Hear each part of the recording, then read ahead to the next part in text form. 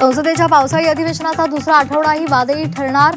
पेपरफुटी आणि विद्यार्थ्यांवरील लाठीचार्जवरून विरोधक आक्रमक होण्याची शक्यता. तर सरकार पेपरफुटी विरोधात विधेयक संसदेत मांडणार. परीक्षा पद्धतीमध्ये सुधारणासाठी आता उच्चस्तरीय टास्क फोर्सची निर्मिती. इन्फोसिसचे सहसंस्थापक नंदन निलेकणी यांच्या नेतृत्वाखाली टास्क फोर्स. पंतप्रधान नरेंद्र मोदी यांची इन्स्टा व्हिडिओद्वारे घोषणा.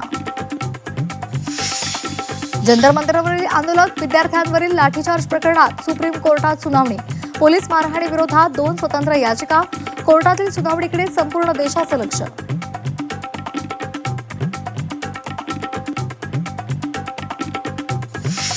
सोनम वांगचुक यांना मेदांता रुग्णालयामधून आज डिस्चार्ज. राजघाटावर जाऊन महात्मा गांधींना अभिवादन करणार.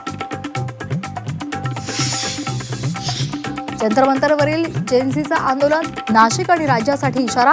लोकांशी संवाद वाढवा, त्यांचं ऐकून घ्यायला शिका.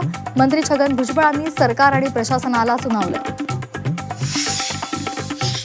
लोकसभेत केवळ 5% खासदार तरुण. 543 पैकी 25 खासदार करतात जेएनसीचं प्रतिनिधित्व. लोकसभेतील खासदारांचं सरासरी वय 56 वर.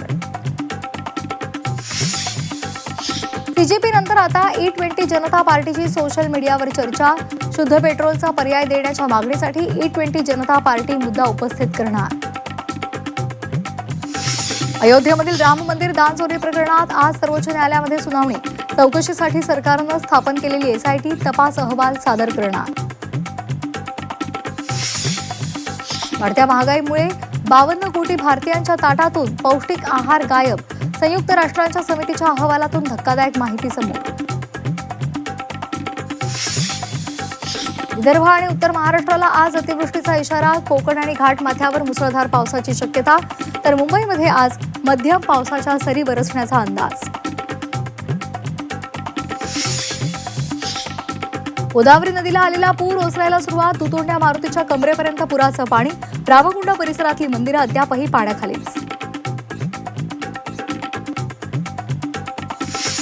नाशिकमधील मुसळधार पावसामुळे मराठवाड्याला दिलासा. जायकवाडीमध्ये 47,000 क्युसेक वेगानं पाण्याची आवक सुरू. जायकवाडी धरणातील उपयुक्त जलसाठा पोहोचला 53%. राष्ट्रकुल क्रीडा स्पर्धेमध्ये वेटलिफ्टर मीराबाई चानूची ऐतिहासिक कामगिरी.